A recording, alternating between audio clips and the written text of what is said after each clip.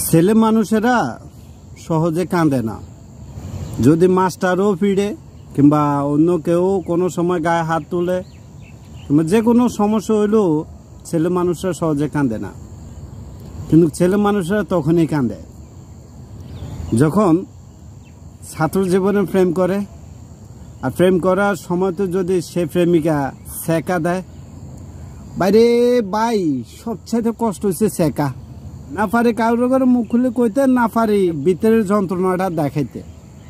কি যে কষ্ট, কি যে যন্ত্রণা।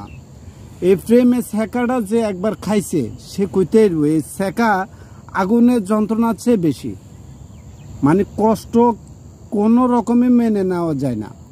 সে কিভাবে পারলো এত কষ্ট, এত ভালোবাসা, এত দুঃখ। একটা প্রেমিক চায় যে তার প্রেমিকের সব সময় অন্যরকম দেখতে, সব সময় হাসি খুশিতে থাকতে, তার কথাবার্তাগুলো সুন্দর থাকতে, তার বিভিন্ন সর্বদিক দেয় তারে চাই কি হ্যাপি রাখতে, সুখী রাখতে।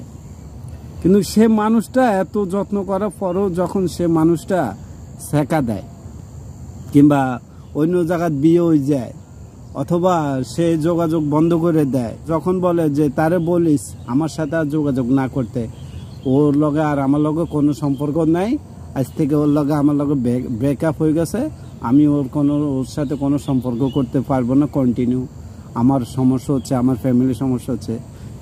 তখন রানিং থাকা অবস্থায় একটা ছেলে যখন হঠাৎ থমকে যায়, তখন ওই ছেলেটার মনে হয় যে পুরো পৃথিবীটা একটা নরক মনে হচ্ছে, একটা যন্ত্রণার কারখানা মনে হচ্ছে।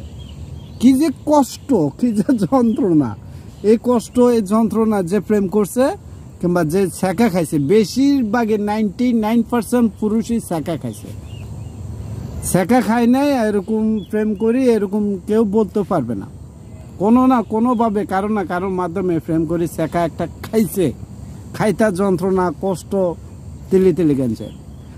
অনেক দিনের সম্পর্ক যখন হঠাৎ করে ভাঙে যায় কিংবা হঠাৎ যোগাযোগ বিচ্ছেদ হয়ে যায়, তখন ওই পুরুষটা খানা দানা তো মনে হয় যে বিষের মতন লাগে। তার পড়ালেখা কিছুতে মন বসে না, কোনো কাজে তার মন বসে না। কারণ মনে হয় যে তার দুনিয়া এখন একদিকে, ওই মানুষটার আবার ফিরিয়ে আনে দাও অথবা ওই মানুষটার সাথে এখন তার যোগাযোগ করে দাও। মনে হচ্ছে সে দ্বিতীয়বার দুনিয়াতে কোনো এক গ্রহ জগতে আসলো, এরকম মনে হচ্ছে। বেশিরভাগ পুরুষে নীরবে কাঁদছে, অনেক পুরুষ কাঁদছে ভাই। আমি নিজের চোখে অনেক পুরুষ দেখছি ছ্যাঁকা খাই, আহারে কাঁদারে। তবে ছ্যাঁকা না খাইলে আপনি কখনো পরিবর্তন হতে পারবেন না।